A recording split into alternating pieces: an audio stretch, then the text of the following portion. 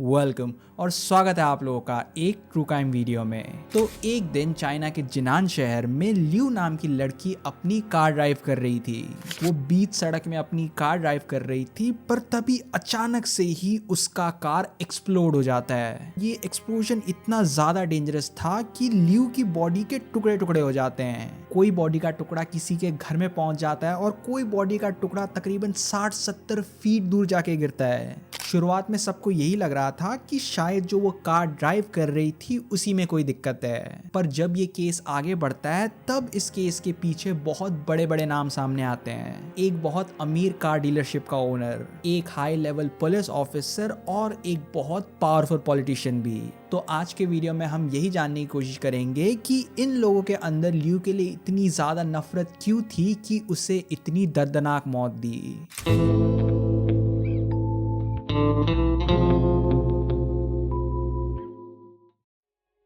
तो हमारी कहानी की शुरुआत होती है याही से। अब जो ये याही था वो एकदम गरीब घर में पैदा हुआ था। उसकी फैमिली में सब लोग फार्मिंग करते थे और याही का बचपन मेजॉरिटी सब उसके फार्म में ही बीता था। अब याही ने अपने पूरे बचपन में खाली गरीबी और गरीब लोग देखे थे, तो उसने मन में ये ठान लिया था कि जब वो बड़ा होगा वो बहुत सारे पैसे कमाएगा और एकदम लग्जरी वाली जिंदगी जिएगा। तो इसीलिए वो अपनी पूरी मेहनत से पढ़ाई करता है और एक अच्छे कॉलेज से ग्रेजुएट भी होता है। अब उसने अपनी करियर की शुरुआत एक फैक्ट्री में एक टेक्नीशियन से करी थी, पर धीरे धीरे करके अब वो पॉलिटिक्स में घुस चुका था।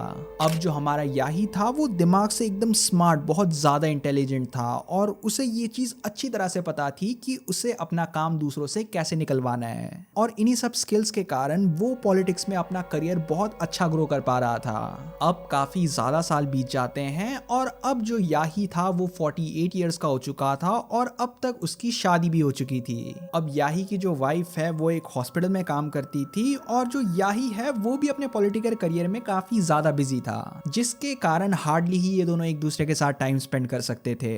और जब ये चीजें बहुत लंबे समय तक चली तो इन दोनों का रिलेशनशिप बहुत ज्यादा कमजोर हो चुका था। तो एक दिन जो याही है वो एक गवर्नमेंट गेस्ट हाउस में रुका था और यहीं पर वो मिलता है 18 साल की लियू से, जो इस गेस्ट हाउस में एक वेटर का काम करती थी।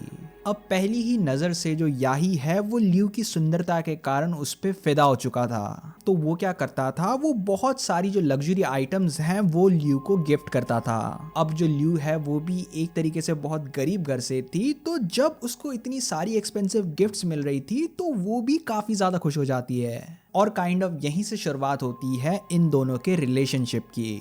तो अब हम हमारी स्टोरी में आगे बढ़ने से पहले एक बार इन दोनों के रिलेशनशिप के बारे में जानते हैं। जब ये सब हो रहा था इस समय पर जो याही था वो 48 ईयर्स का था और जो लियू थी वो 18 साल की थी।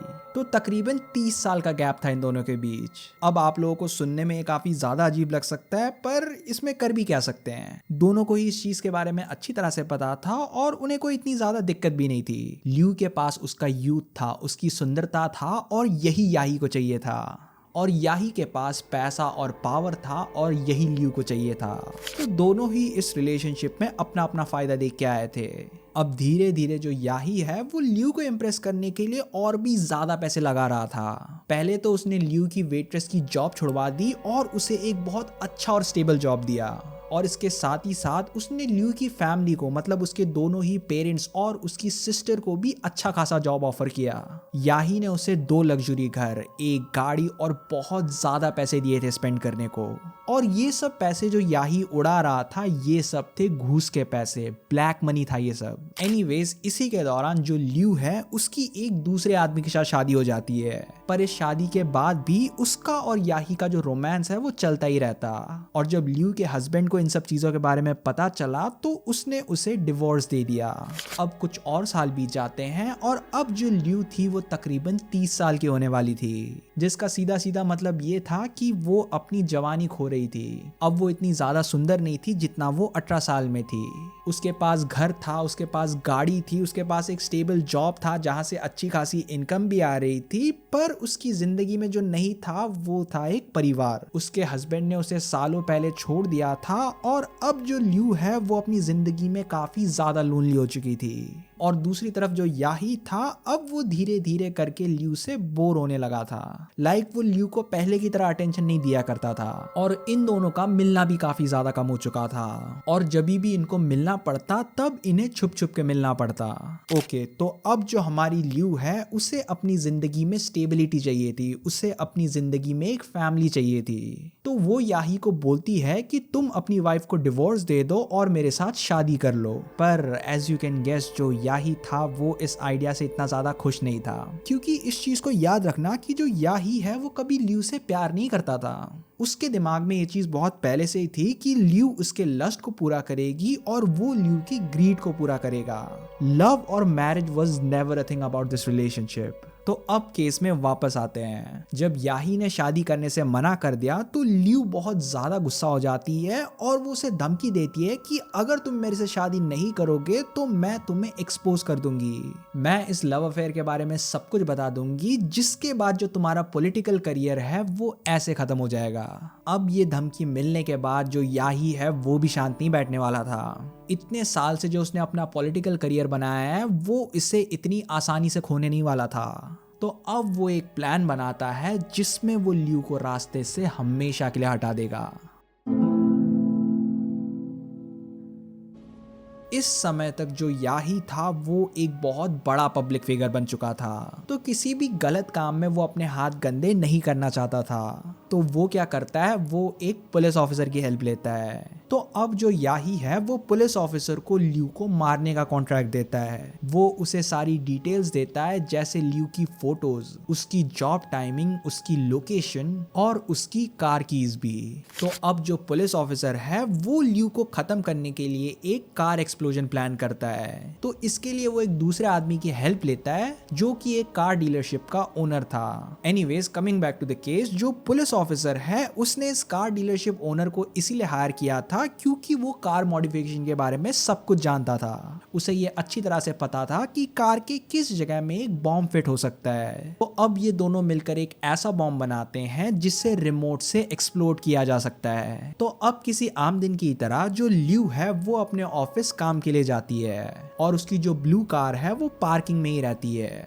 जिसके बाद जो पुलिस ऑफिसर है और कार डीलरशिप ओनर है वो ल्यू के कार के सीट में एक बॉम्ब फिट करते हैं। उन दोनों को ये चीज अच्छी तरह से पता थी कि ल्यू की ऑफिस की छुट्टी कब होती है और वो कौन सा रास्ता चुनती है अपने घर जाने के लिए। तो वो दोनों रास्ते में ही ल्यू का इंतजार करते हैं। अब इसके तकरीबन आधे घंटे के बाद जो ल्यू की ड्यूटी है वो खत्म हो जाती है, जिसके बाद वो अपने कार को ड्राइव करते हुए घर की तरफ बढ़ती है। ल्यू अपनी कार सड़क में ड्राइव कर रही थी और जो पुलिस ऑफिसर है वो इसी अपॉर्चुनिटी का वेट कर रहा था। जैसे ही वो ल्यू को देखता है वो उस बॉम्ब का रिमोट दबा देता है, जिसके कारण जो बॉम्ब है वो एक्सप्लोड हो जाता है। आप इन पिक्चर्स को देखकर खुद ही आइडिया लगा सकते हो कि ये एक्सप्लोजन कितना ज्यादा डेंजरस था। ल्यू की मौत इंस्टेंटली हो जाती है। अब जैसे ही इस एक्सप्लोजन की फोटोज इंटरनेट में आई ये इंस्टेंटली वायरल हो जाती है और पुलिस अपनी इन्वेस्टिगेशन स्टार्ट कर देती है। शुरुआत में तो सबको यही लग रहा था कि ये बस एक एक्सीडेंट है, पर जब पुलिस इस कार को चेक करती है तब उन्हें पता चलता है कि दरअसल यहाँ पर दो एक्सप्लोजन हुए थे।